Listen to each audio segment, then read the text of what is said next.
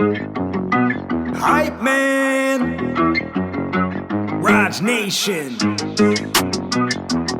the GOAT to market. From Hype HQ in Chicago, Illinois, Startup Hype Man presents the GOAT to Market Show.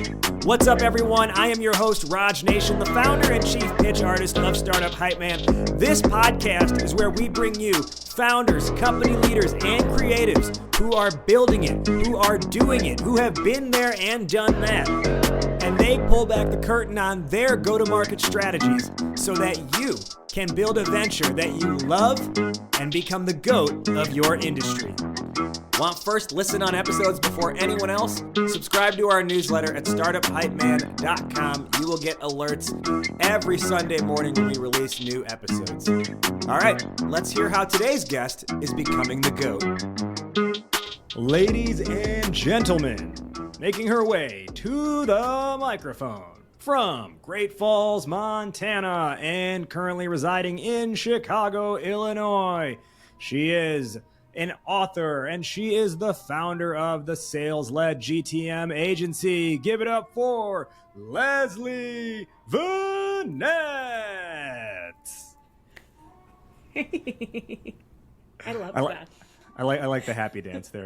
I like how your default in that is jazz hands. Jazz hands. All right, so I'm super excited to talk to Leslie on today's edition of the GOAT to Market Show. Leslie's a keynote speaker. She's won awards like Top 4 2024 GTM Advisor of the Year, 2024 Sales Innovator of the Year. She's known for her human sales trainings, amongst many other things.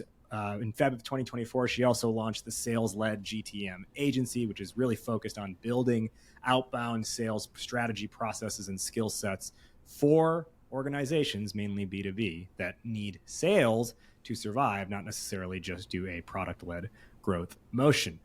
More recently, she became an author, which we'll learn all about during this conversation.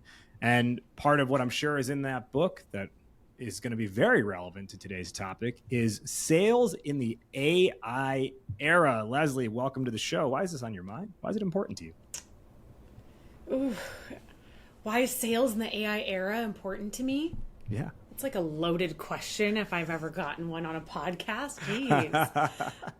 I think it's important to me for two reasons. One is that I'm seeing a lot of people use AI in a way that does not serve them and certainly does not serve our buyers, and it further entrenches sales reputation as this like hated, sort of embarrassing, detested profession. And that hurts my feelings, and I would like that to stop. And then on the other side of that, I am getting to experiment with these incredible use cases for how to leverage AI as an assist to make us better, more human-centric sellers. So I'm passionate about it both because I want to see the terrible AI in sales practices be a thing of the past, and I'd really like to see more sellers enabled to embrace the assistive powers of AI in sales. We're going to really dive into that. Before we get there, let's kind of learn a little bit more about you. Now, I mentioned in your introduction, you're from Great Falls, Montana.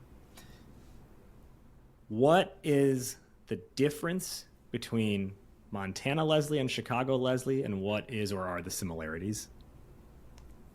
I get to touch a lot more grass when I'm in Montana, which is quite nice. Gosh, Montana is so peaceful. So I do find myself when I'm home, because I get to spend a lot of time back in Montana. I spend 4 to 6 weeks there every summer, and then, at least probably 2 weeks over the Christmas holiday, and, usually one more trip a year. So I'm in Montana for like 2 weeks or 2 months a year. And the pace is slower. Like, you simply cannot be in a hurry there unless you want to feel a tremendous amount of frustration. And my family is there, like so much of my family, like 34 of them show up to just like an immediate family dinner. So it's a slower pace, and it is a version of me that finds it easier to access gratitude, be present in the moment, be present with family, just sit in nature. And I don't think those things are as easy for me to access in Chicago. But I moved to Chicago for a reason. And it is because I stan this city. Like, I love Chicago so much. And the version of me that lives here gets access to culture and theater and incredible food and flights around the world. So this is maybe like Leslie here is like the explorer, the grinder, and Leslie in Montana is the one that is like desperately seeking every opportunity to touch grass. I love it. Okay, so probably more of in hustle and grind mode is how you got, started in your career. Or, I could be wrong, but maybe that's accurate. Through knowing you for several years, through reading and absorbing a lot of your content, I know your path into sales, or at least some of the experiences you've had, have been kind of like those horror stories or like the things you see in movies when they depict sales. Can you give our listeners who are not familiar with you or less familiar with you a window into kind of like the real sales you have experienced and kind of like the not so nice side of the coin? Not so nice side. I will, but I will say that with the caveat that like sales is still an incredible profession. Please don't let these horror stories scare you out of a career in sales, because any profession is one that does have the potential to level the playing field, particularly financial. Like, it can change people's entire financial destiny. So I did have some rocky experiences. So I moved from Montana to Chicago without a job. I thought very foolishly, as many recent graduates in their 20s do, that I would use my college degree. So I was applying for jobs where I could apply my college degree. So it was like nonprofit management, international relations, like marketing style jobs. And they were all offering like 25 to 30K a year. And I did some quick math and realized that I would be very hungry and very unhappy if I took a job making, even 30K a year. And in 1 year, if I had like absolutely like put up my best work, maybe I'd be eligible for a 3% raise. It just did not sit right with me. So I found myself in sales very much with the like 80s, 90s, Glenn Glary, Glenn Ross, Wall Street sort of expectation, which means that when I experienced that, like, it was terrible and I hated it and I like cried and it gave me the ick, but I also wasn't shocked. And I think that was part of the problem, that I had a bit of an attitude of like, I guess this is just what it's like to be in the big city. I guess this is just what it takes to, succeed in corporate America. And so I ignored red flags maybe for longer than I should have as a result of that. But my very first sales job was like boiler room style, 250 of us on an open sales floor, no computers at the desks, only phones. We would fax our proposals to people, like a fax machine. And folks, like, this was 2008, 2009. Like, this was not, it was a long time ago, but it wasn't like that long ago that there weren't like computers available. And it was, people would be standing on their desks on phone calls, hiding under their desks to get quiet. Like, footballs would be whizzing overhead. It was madness. It was pure madness. So I've had everything from that, like literally what you would picture in a movie type of sales experience, to some really negative experiences with like verbal abuse, gender discrimination, like sexual harassment in sales, the horrors of like being super, super early stage, and just the like emotional, mental, physical burden that comes with working for a founder that expects you to like work 100-hour work weeks for your like pittance of equity. So I've done a little bit of all of the like worst case scenario sales jobs. Okay. All right. That is a broad range. I feel like those kinds of experiences are stuff that I have seen in film and TV before, but I don't think I've known anyone really who's lived that. So you have seen kind of the best and worst of this world. What made you stay in the profession versus bounce? It's just sheer stubbornness. Like 100%, like sheer stubbornness.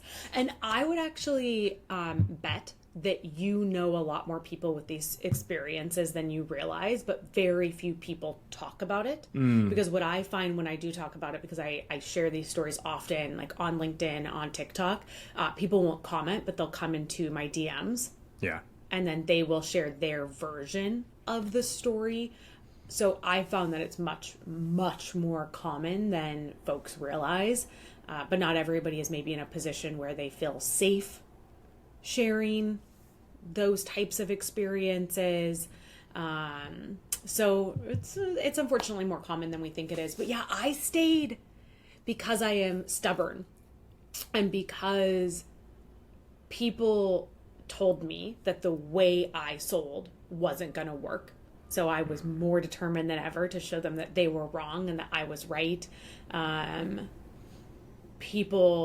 Men specifically, really tried to make me uncomfortable and make me feel less than and not like sales had space for me in it. So I, being the Taurus that I am, was like, bet. Like, I will not only stay, I will be significantly better than you at this job. And so that's what I did over and over again. I stayed, I mastered the craft, I became the top performer, I became the sales leader, and then that gave me the privilege to start creating a better, more inclusive, more respect-driven culture.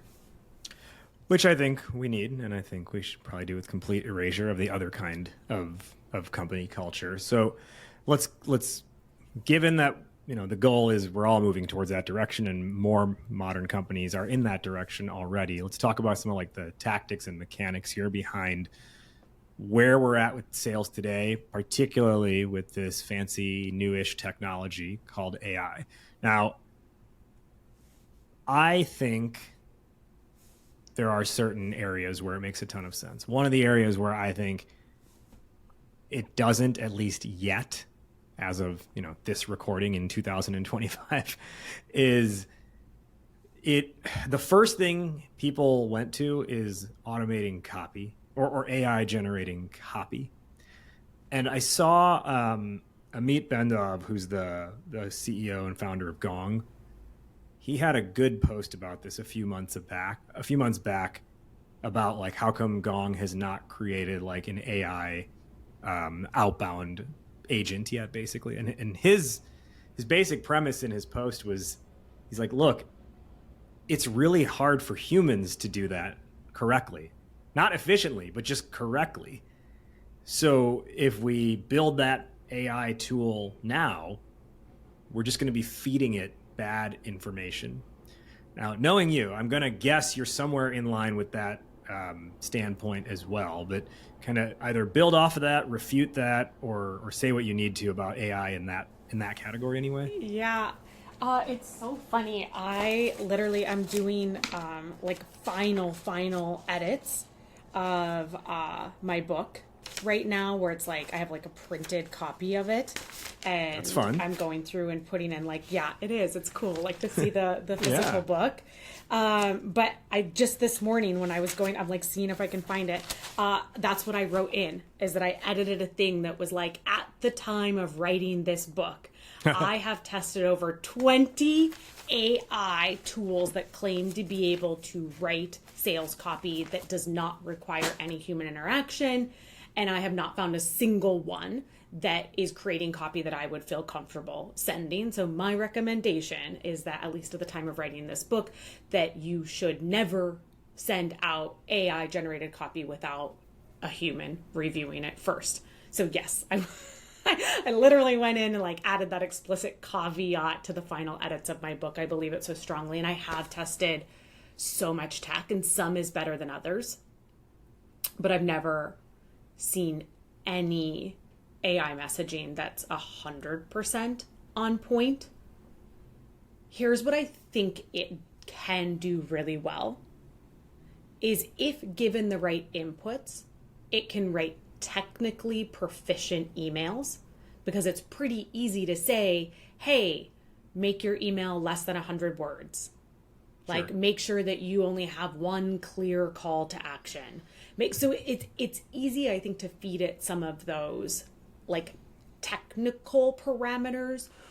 Where I see sales messaging fail, twofold. One is that I think we have to acknowledge where all of the inputs are being pulled from, and they are being pulled from like really, really, really terrible copy. Like really terrible copy. So a lot of what it's generating is like, hey, I hope you're well. I see that you're the founder at company. Yeah. Here's my widget. Right. So like the ones that are selling like, hey, we can help you do personalization at scale. What it is doing is generic contact level personalization, usually, that is pretty much like just reading the news back to people. So that's a huge fail. And then I think very much related to that is the messaging is extraordinarily product centric, because that's what the AI can master. It can master the features of your product, and it can sometimes go a step further to say like, here's why it will save you time, or why it will save you money, or how it will reduce risk, etc. But what no AI messaging is getting right at the level I would need it to feel comfortable using it is writing technically proficient, problem-centric messaging that doesn't use terms like, in today's landscape, our feature's a game changer. Yes. You know, I keep a folder or a label in my inbox called bad prospecting emails. And I would say at least 2 a day get added to that folder. And with more AI copy, I think the frequency at which emails are getting added to that folder is actually higher. And oddly enough, it's always the companies that are pitching like AI lead generation that are the worst ones at it. And so I got this one last week actually that said, here was the email. The subject line was, "My sister mentioned Startup Hype Man." "Hello, Rajiv. My sister was talking about Startup Hype Man recently, and I instantly thought of getting in touch. Would be great to get a quick chat and coffee to show how we're supporting teams like yours acquire ideal clients on autopilot. How is your calendar looking? Kind regards." Pick this email apart for me, Leslie. What?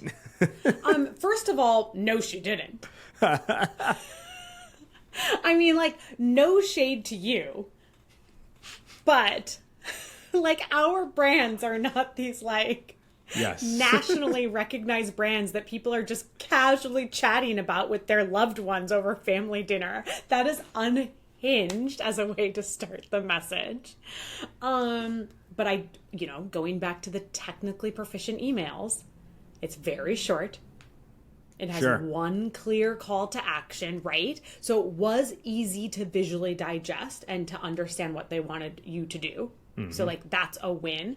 And I do have to give these companies credit. At least they are drinking their own Kool-Aid, because I see the same things. It's always the people either offering AI automation or telling me they can book me like 27 more meetings every single month. And I'm like, I would lose my mind. I would lose my mind if I had to do 27 net new business meetings every single month.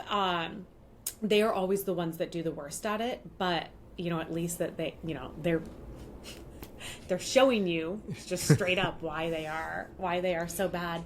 I hate that so much. It also doesn't really say anything.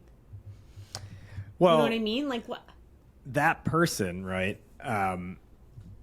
Okay, we know that the sister did not mention me in real life, or if this person even has a sister. But also, I don't know who the sister is. So why would it have relevance? Like, why would I care that his sister mentioned it? And also, what did she say that would make him instantly think of getting in touch? Yeah. And to your point, it's like, yeah, did it hit 5 lines or less? Sure. But you can write 5 bad lines. It doesn't mean your email is going to get responded to. Now, I did, funny enough, I posted that on LinkedIn that screenshot, and I was like, this might be the lowest personalization fail. And then someone in my network, Alyssa Kropp, shout out to Alyssa. I think she's been a guest on this show in the past, actually. She was like, what are the odds that guy's sister was talking about my company as well? And she posted a screenshot of the same email. Yeah. So just amazing. Now I did. So I got a follow up. His sister is so busy. Just like so well connected. So well connected. I mean, geez. So that person did send a follow up and then said, hi, Raji, following up here. Would love to hear your perspective. Parentheses, coffee's still on me. Now, what's interesting is coffee was never on him in the first email. He just said quick chat and coffee. So coffee's still on me. It was never implied that coffee was on him. But I did reply, and I said, I'm curious, why would it matter that your sister was talking about Startup Hype Man? To which the reply was, she is part of my team and often brings standout companies like yours in our conversation, so I wanted to personally reach out. Let's hop on a quick call, hyperlinked, and I'll tell you more. Parentheses, coffee included, coffee emoji. I've also hyperlinked, attached additional information and hyperlink, which highlights how AI agents can take tasks off your plate, handle them autonomously, and leverage advanced prospecting features in our software, such as personalized multi-touch points and buyer intent data to find leads that are likely to convert. Looking forward to connecting. Best. Oh, I hate that even more. I hate that for the following reasons. One, if the only reason that somebody is going to meet with you is because you are bribing them with a free coffee, A, that is not how you build a qualified pipeline. B, that's actually probably a red flag that they are not a qualified buyer in the first place, because buyers I know do not trade their valuable time for a $5 Starbucks gift certificate.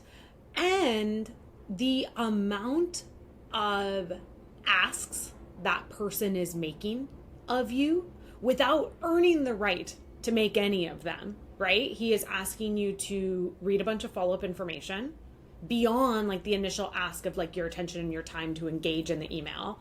He's like, hey, can you also go do a bunch of research on your own? And then can you also, without me ever telling you what's actually in it for you, what outcomes I'm going to deliver for you specifically, agree to a bunch of additional time with me one-on-one? Like that is the antithesis of my sales philosophy is earn the right. The litmus test is, what have I done to earn the right to make this ask for their attention, for their time, their consideration, whatever. And that is the opposite of that sales philosophy. It is ask without making any deposits, like no deposits, just withdrawals. I think you can also see in that response, it's almost like you can see in real time, like the AI triggers, like the green lights of the AI triggers, like going, oh, person responded and asked a question equals curiosity equals interest, reply with calendar link. And that's what the person did. Like they responded, they explained who the sister was and was like, let's hop on a call with their calendar link hyperlinked. Push to call. Yeah. For sure. Well, how often have you responded back to AI generated emails like, no, thank you? Or more often I get it in my LinkedIn DMs and I'll say, no, thank you. And then they'll reply back with like, great, so glad you're interested. The best next step is... I'm like, right. I'm like, for sure not interested, and now I'm actually going to block you, but cheers. So, okay, I want to continue on this path, but I do want to pause for our listeners for a moment and talk about how you can, like, we're talking about AI and software in this conversation, and maybe you are building something in AI. Good. Not saying it's inherently bad or what you're doing is bad, and you probably have good intentions with what you're doing. And if that's the case, you might be running into this buzzsaw of trying to get your product actually developed in the way that you want it developed. Because building a really good, innovative, game-changing product is an underestimated task, and you have to have this rare combination of skill and experience. But as you're trying to get this thing developed, you never know what you're going to get with an offshore development team. That moonlighter who said they're good for it is probably ghosting you now. And accelerators will teach, but they're not going to build for you. And at the end of the day, it just kind of feels like everyone who can help wants money or equity or both, and any wrong decision just puts your launch at risk. Not anymore, because now you can lift off with the help of our friends at Code Launch. Code Launch is the only, and I mean only, equity-free accelerator plus pitch competition plus exposure platform, all wrapped into a venturetainment, yes, venturetainment spectacle. If you are selected to get into Code Launch, they give you free, and yes, I mean this, free software development from top-tier development teams. And then you get to pitch and demo your product live on stage to hundreds of stakeholders. And by the way, you will get your pitch developed and trained by me. And on top of that, you get to compete to secure an investment on the spot. It is a model unlike anything else out there. They follow the conscious capitalism model, and it is an amazing way to take your product from 0 to 1 or 1 to 2 or 2 to 10. Because if you need to get something out off the ground, Code Launch can help you launch. If you need to scale that thing, Code Launch is going to help you scale. Free software development, big pitch stage, opportunity to get investment. So how do you get involved in this amazing opportunity? If you want to join the likes of companies like Materia Bioworks, Endora, Caracorder, and many more who have all lifted off with the help of Code Launch, here's the thing. They have 3 regional events in 2025. They have Code Launch Canada in Toronto, which just happened actually. And then on top of that, they've got the Code Launch United States regional, and then the Code Launch LATAM regional, which will take place in Guadalajara, Mexico. I'm going to be on stage at every single one of those events, and I'm going to be helping steward your message and by introducing you if you get in. So how do you get in? You can go to the general codelaunch.com website and apply. But, I mean, you can do that. But if you want to fast track your application for review, if you want to quite literally like cut to the front of the line, use the unique link that's in the show notes here, because that's going to flag on their back end that you're a friend and you're a fan of Startup Hype Man and the Go-to-Market Show. And that's going to indicate to them they should be reviewing your application ahead of everyone on the general link. It's Code Launch. We code, you launch. It's an amazing opportunity. And by the way, after all those regional events, there's the World Championships held in Dallas in November.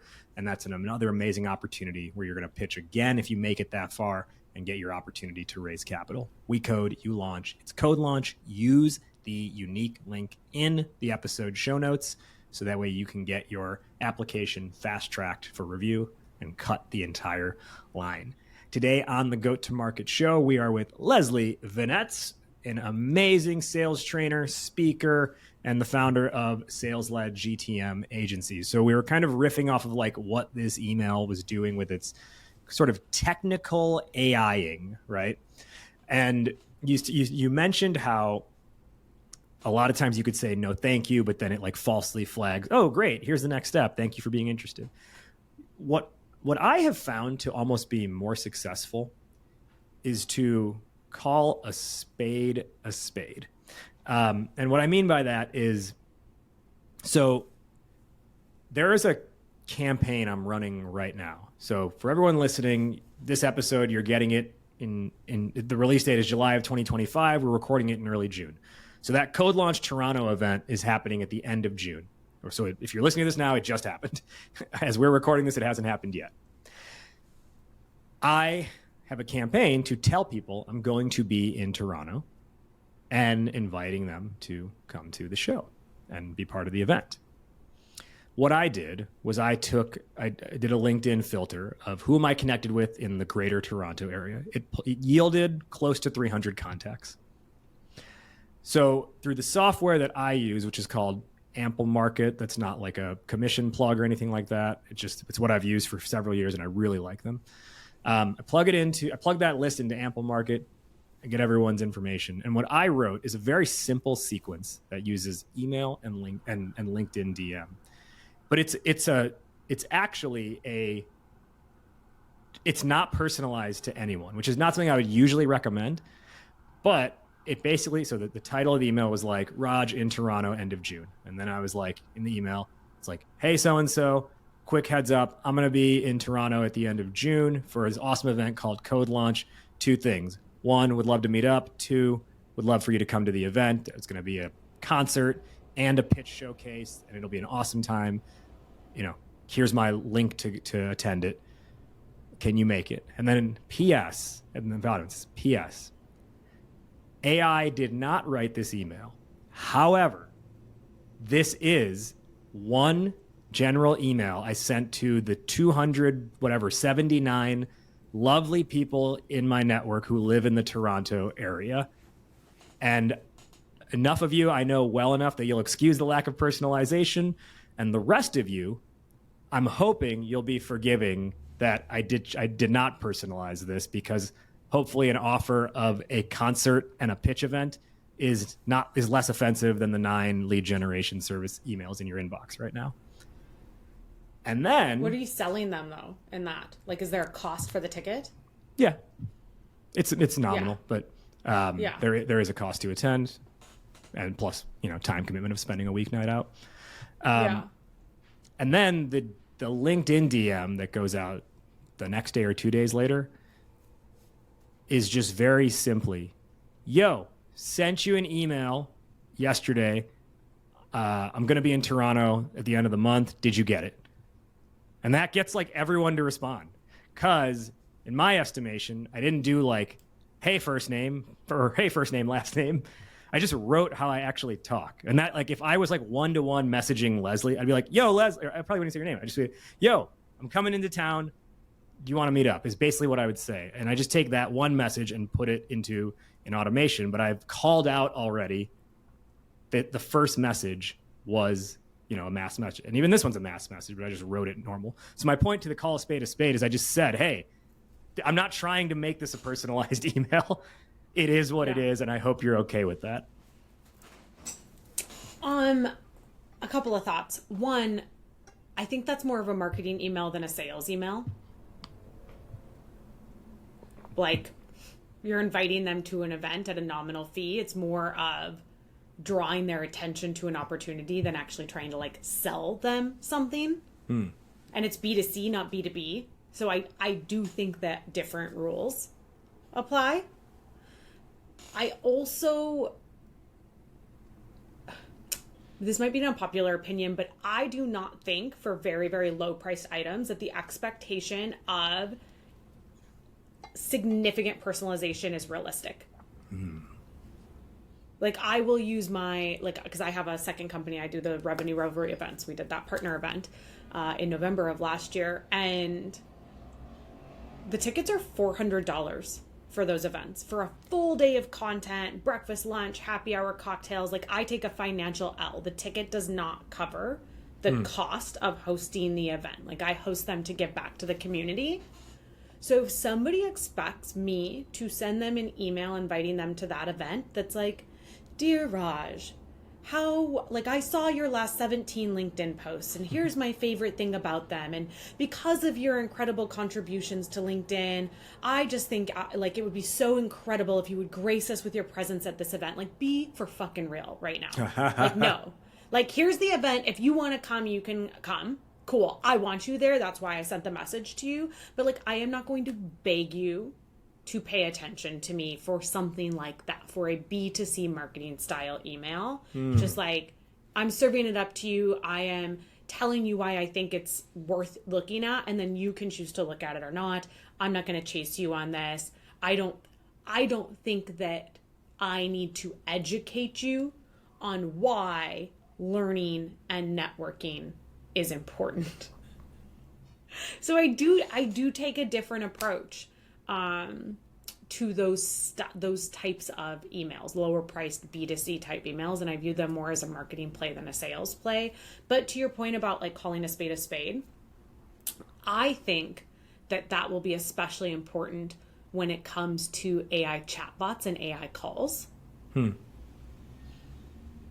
Because so instead of masking it as a human, you're saying just like outright saying it's a bot. Yes. Yeah. Like, my guess is that people are not fundamentally opposed to conversing with AI. People don't want to feel tricked. Yes. They don't want to think they're having a conversation with a human and then later realize it's an AI. That's going to make them feel stupid and it's going to hurt their feelings. And that will cause the really negative reaction to that application of AI in sales. So I really think you're onto something with either calling it out or almost giving people like an opt-in option. Like, hey, this is AI. Like, if you're cool with it, let's go. But if you're not cool with it, like, I will not force you to interact with AI if you don't want to. I'm so glad you said that. I was just recently having a conversation with Sid, who's on my team here at Startup Hype Man. He was a recent guest on this show as well. About It's your brother, Sid, that mentioned my company?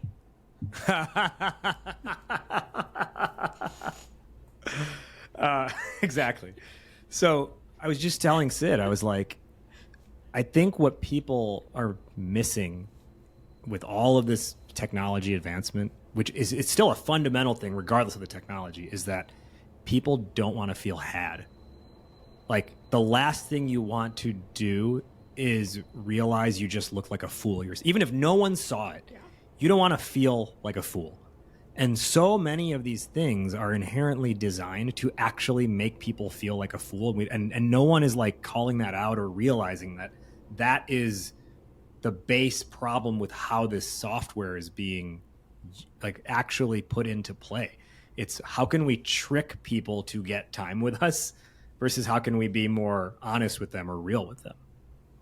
Yeah. I mean, the foundation of effective B2B selling is trust. And we are often using AI as a way to erode trust from interaction, number one. And something that really bothers me about the narrative around how AI should be applied to sales is that we constantly talk about using AI to completely automate low value tasks. And never will I ever believe that the gift of communicating with our prospects is a low value task. Say more on that. That's a really interesting take, and I think it really runs counter to how most people are espousing this. Yeah. Yeah, I mean, I think that there are incredible applications of AI. Like in sales, my favorite use of it right now is, well, AI agents are super cool, which I do think we should talk about. But something that everybody has access to is using AI for better list building, for better stacking all the like firmographic, psychographic, demographic filters with signals so they can do a better job of finding the right people at the right time and then connecting the dots to get the right message in front of them. That's so amazing.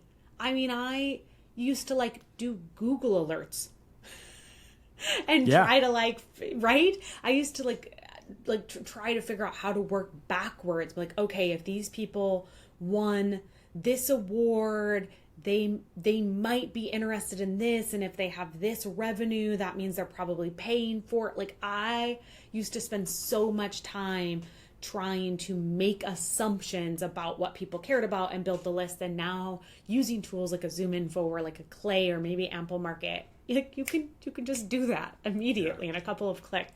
That's incredible.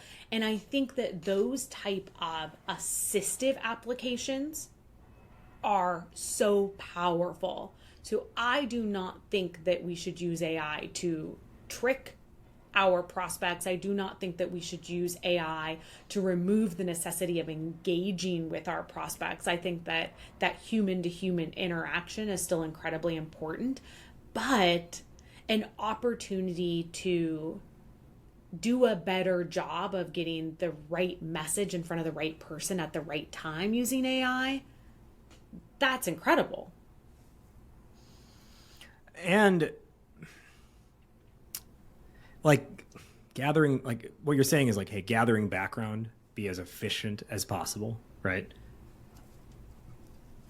But the purpose of that is to be a more informed and engaged human. Am I understanding that right? Yeah.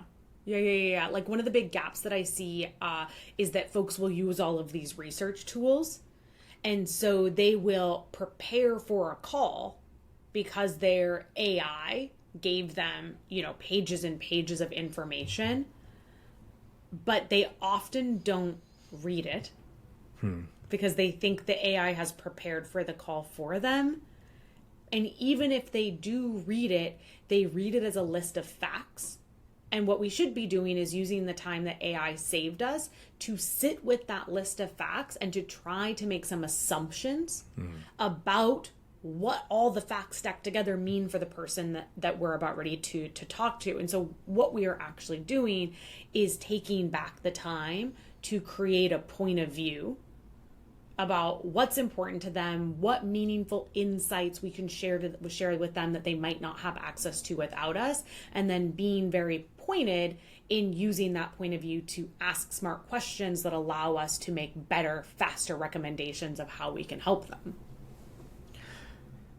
So then, why do you think everyone is so quick to pass off, farm out the real like human side of it that you're saying? Like that's where we need to lean even more into because of the technology. Yeah, because it's hard. I mean, because it's hard. It's hard work, and I think sales as a profession has a lot of people that are very driven by how can I get from point A to point B as quickly as possible, which means that it's a group of people that are sort of like distracted by shiny objects, that are kind of looking for silver bullets. And I think in many ways that serves us because we figure out how to remove friction from the system. Like we figure out how to get to our quota and hack our comp structures. And that's all incredible. But when it comes to AI, we're often doing ourselves a disservice by looking for those shiny objects that remove the hard work. But it is hard because it takes a soft skill set mastery to do really, really well. So we're like simultaneously taking our opportunity to refine and improve those soft skill sets that are so essential. And we are telling our buyers that like we don't think that their time and attention is worth it. Like it's not worth our effort to earn the right to your attention. We're just going to have our AI do it for you or do it for us. So if you were a tech founder building your sales team, you're making your first 1 to 3 sales hires. What are the let's assume AI is not interviewing another AI, which I feel like I've seen some videos of that before. It's just 2 AI bots that end up on the call with each other. What are the skills or what's the skill set you're now looking for? And is that the same as before or different? Ooh. Okay, I'm making my first 1 to 3 hires, and let's assume that we have like an industry standard B2B price point of like 20 to 40K annual revenue. So we're not going super transactional, but we're also not going like key accounts, enterprise, ABM status, right? I would think about hiring a Clayagent. I would think about hiring somebody that was an SDR, but that had GTM engineering experience. And that is different than the answer I would have given even a year ago. And here's why I say that. Because and I'm sure that you have seen this as well, I think folks often make the jump out of founder-led sales too early. Yep. Or they make the jump to hiring with like bad expectations about what the capabilities or like the pace of a founding AE can be.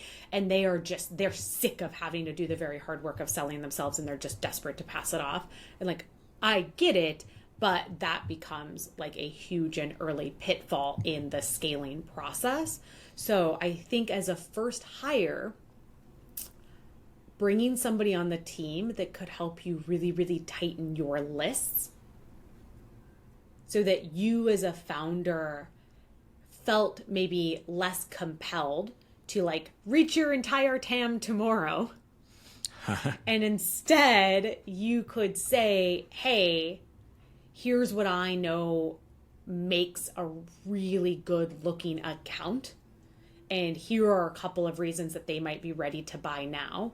And you can then have your Clayagent that builds those really tight lists, and then they can maybe add on to that by like doing human verified phone numbers, like human verified leads to make sure that your list is really tight, the data around those contacts is completely accurate, so that instead of jumping straight out of founder-led sales, you are still doing founder-led sales, but you are only spending time reaching out to accounts that you are sure you have the right contact information for and you are extremely confident are the right type of account that are most interested in talking to you now.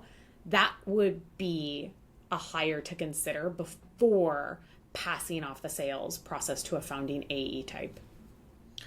That's a really interesting take. I hadn't considered that before. So you keep selling you don't like just be like, okay, I'm transitioning out. Let me hire my 1 to 3 people and I'm going to train them and then I'm done. You actually hire first in someone who's going to be a support role to you still as the founder. And that responsibility, if I capture what you're saying correctly, their responsibility is going to largely focus on being the person who understands the tools that are available right now and can come in, pick 1 or 2 and be like, and their main focus is using that tool to capture and refine data and then pass that up to you to be able to actually still do the work of taking meetings and even still prospecting as the founder, or are they doing the prospecting? Or is the person you hire doing the prospecting?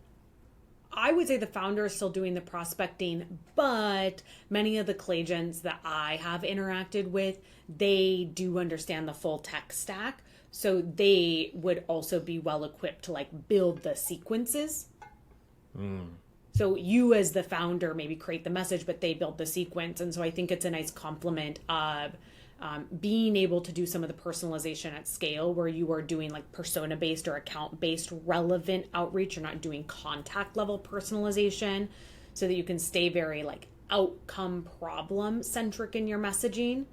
So because your lists are so tight, you know exactly what matters to them. So you can write fully automated messages written by a human, but fully automated in the outreach, which leaves just like phone calls and LinkedIn DMs or LinkedIn relationship building for the founder to do. So it decreases the total prospecting workload in the founder.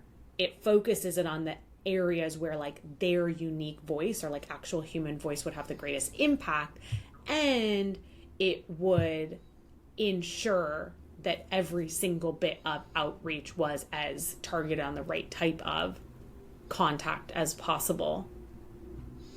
And to clarify, when you say still automated in the outreach, you mean the physical, like instead of someone manually pressing send, you're saying like the scheduling, like you're pre-scheduling and you run the sequence through, but it's still the messaging that you wrote. Yeah, bingo. Okay, so let's say you do that. Now, what is the next hire, and where do you actually then see, if in this scenario you're the tech founder, where do you see yourself, exiting the sales process, or maybe you're just kind of brought in to help close a deal? Yeah, next hire would be a full cycle AE.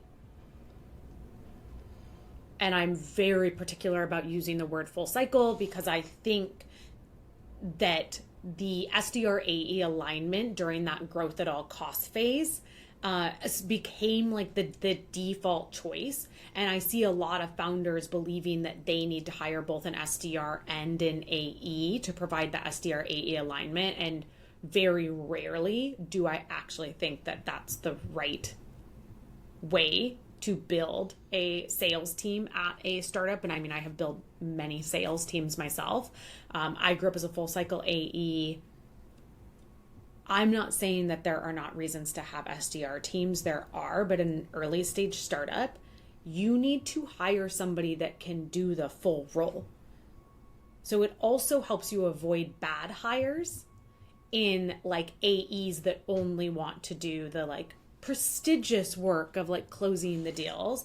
Like if it's my company, I'm looking for an AE that is willing to like get out there and penetrate the market and set the meetings and run the full cycle and like really own the territory, not just an AE that is like sitting there saying that they don't self-source, sitting on their throne waiting for somebody else to deliver them meetings. And often when you have an SDR AE alignment, the default assumption of the AE becomes that they have zero responsibility for self-source pipeline. And that could ruin the entire revenue forecast for a startup. Okay, this is a the way you've been talking about this, I have not considered these kind of outputs before, so thank you. There are a lot of people. I mean, I could probably write a post right now that is basically like the summary of a lot of the posts I have seen of the number of people who say things like SDRs won't exist in 3 years. Mm. Is that true in your estimation? Do you align with that belief? And if so, what will exist if the SDR does not? No, because SDRs have always existed. They just weren't called SDRs. And they just like didn't play the role that they play now. Here's what I think we're going to see. We're already seeing it, is a shift back to the full cycle AE role. And so I think a distinction that's interesting is that when you see as a more transactional sales environment, they're usually called like inside sales reps, ISRs.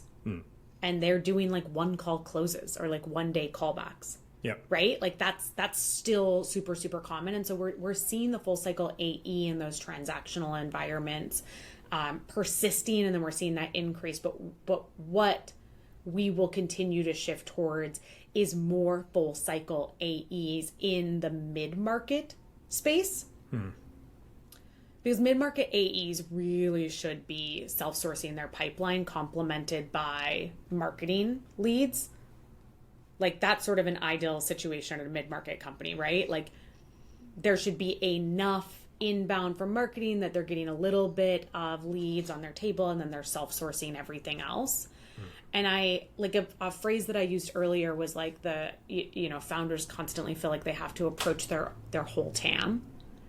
And we do have this like boil the ocean approach that we so often take to penetrating our territories.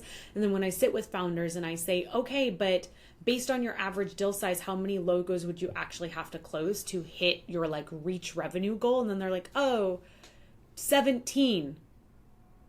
I'm like, well, if we only need to close 17 logos, why are we trying to reach out to 7,000 accounts? Right? And I think we see this in organizations that are super invested in the SDR AE model as well, is that they're using their SDRs to do more of like the spam the TAM, spray and pray technique, that they are trying to reach everybody as quickly as possible. And they hope that enough people pay attention, that they can put enough semi-qualified folks in the pipeline that it works all the way through. And we are seeing both that win rates are at an all-time low as a result of that. And we are also seeing that like we are burning a lot of bridges because we are reaching out so aggressively so often when it is not the right time, that when we ultimately do have something relevant to say, we've sort of burned that bridge. It becomes like a terrible downward spiral. But to answer your question, I think where SDRs will continue to provide the most value are in some of those enterprise deals, working with like that one-to-one super close alignment with their AE, because at that level of deal size, the AE does need to be like locked into working the middle and bottom of the funnel. And they simply do not have time for the type of strategic prospecting activities required to get enough leads into the funnel to work them all the way through. So no, the SDR role is not going anywhere. We are going to see more full cycle AEs, but stop fooling yourself into thinking that the full cycle AE role is a new role. It's not a new role. It just sort of faded into the background when money was practically free. And instead of having to focus on tight conversion rates and doing work that mattered, companies could just throw reps and throw money and throw more activity at the problem. Now, understanding that, my second position, but first and only company out of college, and I made a lateral move after about a year, was I went into the sales team, and this was I don't think the predictable revenue model had come out yet, and SDRs, if they were a thing, our company wasn't doing it, but it definitely was not like a widespread practice. This was 2013. The challenge, so I was responsible for sourcing my own leads through phone calls and emails and real actual meetings. We try to book like actual in-person meetings at offices or coffee shops. And then I had to not only source the lead, but take the meeting and then handle it through the funnel and write the proposal and sign the deal, get the deal signed. And we were selling, to some of them were quote unquote enterprise brand. I don't know if you consider it an enterprise account, but it was like, I had like Sears as a target customer, Walgreens. I had like Smashburger, and like these were, known brands. We didn't work with unknown brands. These were like known consumer brands that were our customers. And it was like VP of marketing or VP of whatever, of marketing strategies who I'm selling into. And the deal, like a low deal that's getting signed is like $25K. The goal was trying to get like probably a $50 to $200K deal signed. And we were building like these custom digital promotions for them. Now, in the full cycle model, and this is kind of why I think the SDR model came about, was if you're responsible for all of that, the first thing that slows down or comes to a grinding halt once you start seeing the results of your prospecting, meaning like you get meetings, the first thing you stop doing is actively booking new meetings, because now all your time is spent taking these meetings, responding with emails, following up, writing the proposal, whatever it might be. So if we shift back to, as you're saying, like this idea of the full cycle now takes over, will we not just end up in the same place? We're like, well, actually, we do need SDRs. I don't think so. No. Two thoughts. One, I ran a team for a while at a branding agency where I had 24 SDRs in the office and then 4 field reps taking the meetings. So it was, everybody was on the phone calling local SMBs in Chicago to book in live meetings for those field reps. Like, they were on the road all day long, every single day. There is absolutely no way they could have generated their own pipeline. So I think that there are that's a perfect use case, right? Great. Yeah. That's a great reason to have an SDR team supporting your field reps. But no, first of all, always be prospecting. Like, if you want long-term success in sales, that is a truth that you have to live by. And I would say that is a culture issue. That's like a leadership issue, not a rep issue. If the leadership isn't keeping an eye on pipeline and isn't having conversations with their team about their coverage. So that's a leadership issue, in that we shouldn't have to wait for the rep to be like, well, I have no pipeline, and that's why I'm not going to hit Q2, to realize that there's not enough coverage to hit Q2. So I would not put that solely on the backs of the reps. I would say that needs like stronger leadership vision and support. Well, I guess functionally I can know I need to always be prospecting, but then it's like, well, there's so many hours in the day, and this was a situation I found myself in. It was like, I can either use this time to prospect, or I can spend this time on this thing of a customer who's already engaged in us or interested in us, and work those 3 opportunities through whatever follow-up material I need to put together. And that was a situation where you had to like do like a presentation like halfway through with their proposal, all that kind of stuff. But I don't think that is a flawed model, or that like you were doing anything wrong. I think that is probably indicative of a flawed strategy, in that there was probably not enough demand gen support to fill your funnel. There was probably not enough ICP clarity to make sure that all of the prospecting that you did was highly efficient and got the results that you wanted, and potentially even a misalignment in comp. where in order to hit your comp numbers, you had to do so much work in the middle of the bottom of the funnel that you did not have enough hours in the day to do that top of the funnel work. So I don't think that that's an issue with SDR AE alignment. I think that's like an overall strategy misalignment, because I also was in an organization where I struggled with that. But it's because the comp expectations were freaking insane.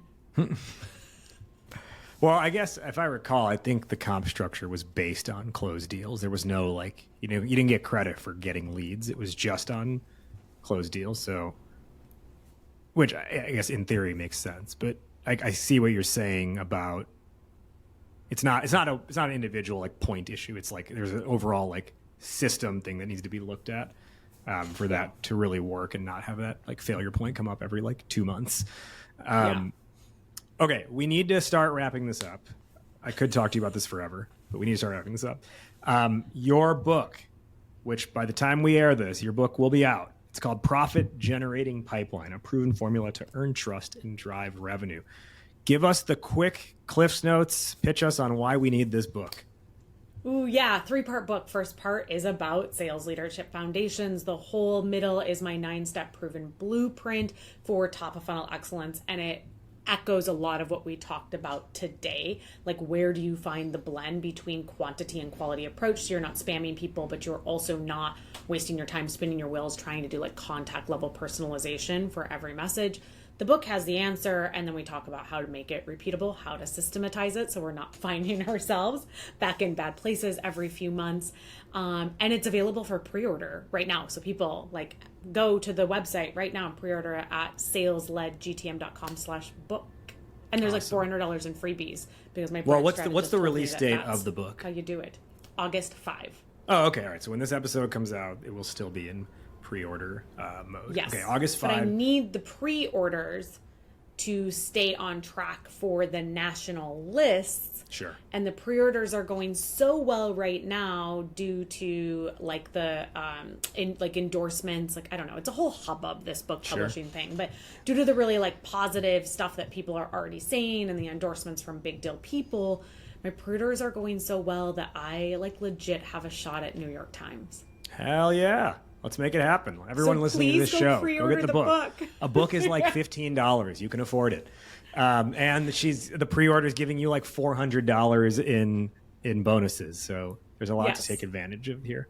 And I'm going to have a launch party in Chicago. So if anybody is local and they buy the book, they can come to the launch party for free. So extra incentive even. Even better. Okay. So salesledgtm.com/book. Leslie, who is one person, someone you actually know, who you want to shout out, who's been helpful on your journey?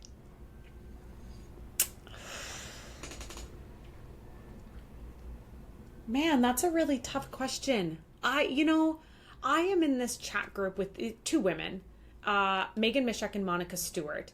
And it's called Sales Witches is the name of the WhatsApp group. And now we've started doing LinkedIn Lives once a month called Sales Alchemy. And I will shout these 2 women out because they are a safe space to ask any question I want, personal, professional, anywhere in between, to be as unhinged as I want in recommending, hey, I had this creative idea. Am I crazy, or is this the coolest thing I've ever thought of? And as a solopreneur, being able to create that type of community with other entrepreneurs is what allows me to continue to show up and do the incredible work that I do. So shout out to the Sales Witches. All right, the Sales Witches. Let's do our final top lesson or takeaway for the listeners based on today's discussion. I'll start, then I'll toss it to you. The topic today was sales in the AI era. We covered a lot. This was definitely a thinker. I am going to kind of summarize some of my learnings as when everything is artificial intelligence, be the one who is officially intelligent. Ooh. That's very catchy. And we didn't even get to AI agents. We literally could have stayed on for another hour talking about this. I think it's just a reminder that the foundation of our profession is one of trust. So ask yourself as you decide where and how to incorporate AI into your workflows, if you are doing it to increase trust with your prospects or if it has the risk of eroding trust with your prospects. That is good. Now, for everyone who's listening, as you've heard Leslie drop these knowledge bombs, if you're like, ooh, that reminds me, and you have a question, like a burning question that you want to ask her, you've got an opportunity to do that because the whole first week that this episode is live, Leslie's hopping into GTM Club, the Goat to Market Club. That's our online community of founders and GTM leaders. And she's doing an Ask Me Anything, a Reddit-style AMA. She'll drop a post. You can drop your question to her as a comment, and throughout the week, she will check in and respond to you. If you are not already a member of our community, it's free to join. You just have to go to startuphypeman.com/GTM-club, startuphypeman.com/GTM-club. It's the AMA going on the whole first week with Leslie that this episode is live. Now, to close out, Leslie, my final question, which is how we end every episode of this show, fill in the blank. Entrepreneurship is blank. Not inherently better than having a W-2. Oh man, I get such interesting responses, and this might be the most unique response yet. I love it. Not inherently better than having a W. And I agree. Amazing. Like, people Leslie. flex so hard, and it's like, take several seats. Like, it's a gift to get to do this work as an entrepreneur, but like... Yes. And it's not like we're saving lives. Correct. Okay, amazing. With that, thank you so much, Leslie, for being our guest today on the Goat to Market Show. Thanks for having me. That'll put a bow on this one. Before we head out of here, a couple quick housekeeping items. Number one, did you like what you heard? Well, give us a subscribe and a follow. Maybe share it with one friend who you think would find this valuable. Number two, remember that Ask Me Anything I told you about at the end of the episode? That goes down exclusively inside of Goat to Market Club, our online founder and startup community. And you can access it for free. Your membership is 100% free at startuphypeman.com/GTM-club. Number three, need pitch help? Startup Hype Man is your man. Whether it's a fundraising narrative or a go-to-market or category narrative, we've got you covered to make sure you have messaging that doesn't help you just go to market, but of course what? Helps you become the GOAT to market. All right, we will see you next week here on the Goat to Market Show. Thank you for listening. And remember, why be a unicorn when you can be the GOAT?